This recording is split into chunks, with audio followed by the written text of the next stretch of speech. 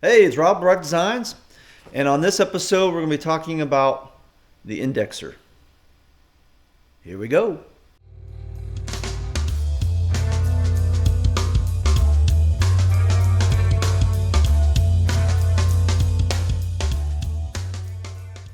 And we're back, and we're going to be talking about this indexer that I made. The idea was Justin Young's idea, and I believe I'll have a description down for his STL file, but I'll be making these. We made them different. I couldn't get a hold of the guy for, I don't know, 2 or 3 months, and he finally got a hold of me back, but I'd already made a file on Fusion for this, so I told my son, let's just make these. So we have a few of them, and I'll show you kind of how they work. So before I talk about how it works on the table, it goes on the Y gantry, but I thought I would talk about, for me, reason why I would get one of these or make it. Like I said, I'll have the link for his Etsy file, STL file. But again, we made these. We made a file and just made it on Fusion pretty quick. But I like these because I can square up a piece of metal fairly quick. Let's just say I don't want to do an index cut or a huge cut. I just want to square up the piece of metal quickly and not have to think about it. So we made these different sizes. I've got 1/2 inch, we got 1 inch, and also made a big behemoth, a 2-incher. I was planning on selling these on Etsy. I'll have a link below. I've got the infill of the actual item that I'm making about 80% for the rigidity of it. And we'll see how this works. But anyways, I'm going to show you on the table and see how we can square things up pretty quick and how you could use it for an index cut in the future. All right. All right, so basically, I'll just go ahead and use the 1-inch piece that we made. Indexer, I'm going to call it. Like again, we made this on a file. I have adjusted this width several times to get the optimum amount of metal to use. Basically, you just fit it onto your gantry. And depending on your size of your metal, what kind of size where you want your indexers put in there. Remember, you're going to be taking these off anyway.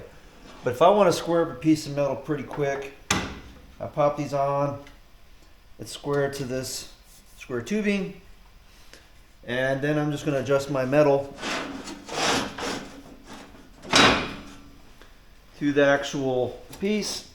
Again, I made another video out there showing how to just use a square piece of metal, but this is a lot easier to me. If I can get my metal to move. So now I'm seated on those 2 pieces. I'll take them out. And we'll move the table now.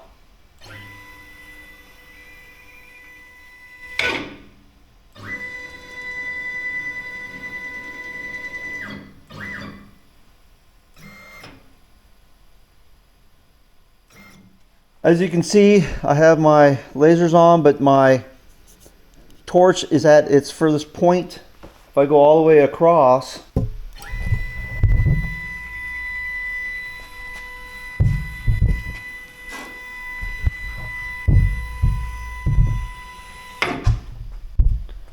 I'm at the other side of the plate of material, and so it's basically using that whole piece by squaring up and not having to move and jog your piece of metal around and trying to figure out how far or how square you need to get it to your table, right? Again, I'll bring it back over.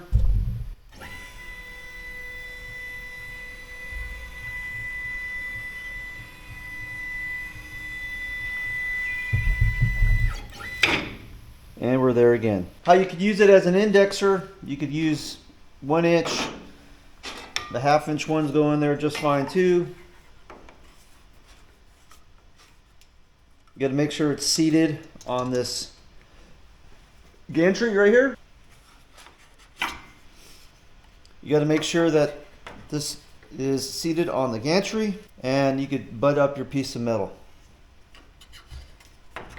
The other one is a 2-inch one, and it is a behemoth.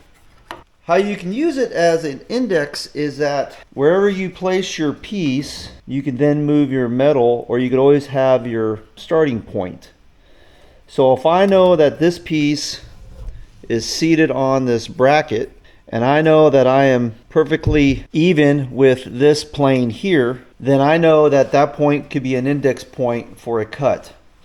The other thing I like about this is that if I have my secondary one and I put it in the back and I have my plate completely flush to my piece, then if I have a tip up, or I've been on a cut before where the whole plate moved, that I should be able to, let's just say I need to get back to that cut, but the whole piece of plate moved, and then of course your point of reference is lost. But if I know that I have this plate to this block and to the other block and everything is flush and square, I should be able to start at the same starting point, or if I jog into my G code or go forward into it, I should be able to finish that cut up. So that was the other reason why, after seeing Justin Young's piece, I thought, well, I'll go ahead and make mine, but I wanted to adjust my foot here. I don't know what his foot length is. It's an STL file. If you know how to use Fusion, you can adjust it, move it. Like I said, I will sell these on Etsy. I haven't really figured out a price yet. I got to figure out shipping and the cost of that. I probably will sell these for, I don't know, $50 to $100 a piece, or a pair, excuse me. They take kind of a lengthy time to print on my bamboo, but I want to have a strong infill, and also it's plastic too, so that's the other thing about these.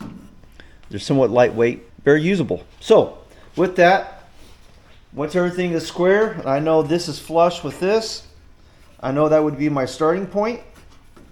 The 2-incher ones are a little bit more to get out of there, but they do come out. With that, we know everything should be square, and again, we're at the same reference point. So I hope that this helps out a little bit, or if you have a 3D printer, think you want to make these, I will have a link on my page down below, a description below, for the STL file that's on Etsy for his. I believe it's his. It's got to be his because it looks like his. But I will also have a link to buy these off mine and see where it goes. If you like them, great. I would say try to use them, because I think it's going to be very useful to be able to square up a piece of metal. If anything, out of all this, square up your piece of metal real quick, fast. You put those two on, square up the piece of metal, pull them off, boom, you're ready to roll.